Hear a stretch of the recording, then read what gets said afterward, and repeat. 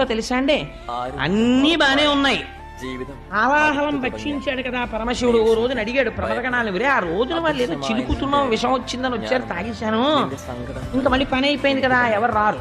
ఆయనకి అందుకే ఈశ్వరుడికి ఓ పేరండి అభిషేకంలో, ప్రథమో దైవ్యోభిషేక అంటారు అభిషేకం చేసేటప్పుడు. సాధారణంగా మనం డాక్టర్ గారి దగ్గరికి వెళ్ళిన వాళ్ళు టోకెన్ పుచ్చుకుని, ఏమండి మీ టర్న్ 9 గంటలకు వస్తుంది, వచ్చే నెల 15వ తారీఖున మీ టర్న్ వస్తుందన్నారు అనుకోండి. ఐవీరావు గారు ఓ పుణ్యాత్ముడు ఉన్నారు ఈ ఊళ్ళో, ఆయన దగ్గర టోకెన్ దొరకాలండి. ఓ 20 రోజులు పోయిన తర్వాత ఎప్పుడో టోకెన్ దొరుకుతుంది. ఆ హాస్పిటల్ ఈ హాస్పిటల్ తెల్లవారిన దగ్గర నుంచి వింటారు. టోకెన్ పుచ్చుకున్న ఎవడైనా సరే పక్కన స్టూల్ మీద కూర్చుని, నాకు కడుపు నొప్పిగా ఉందండి, చెవులో పోటుగా ఉందండి, కంట్లో నొప్పిగా ఉందండి, తలకాయ పోటుగా ఉందండి, తిన్నదరగట్లేదండి, అరిగినా కూడా అరగలేదని బెంగొచ్చేస్తోందండి, ఇలాంటి దిక్కుమాలిన రుగ్మతలు చెప్పేవాడే కానీ సరదాగా వచ్చి ఓ శ్లోకం చెప్పేవాళ్ళు లేడయా అని ఐవీరావు గారు అనొచ్చా? అనరు. ఎందుకనరు? ఎవరు చెప్పరు ఆ శ్లోకాలు ఆయన దగ్గర బాధలే చెప్తారు అంతే.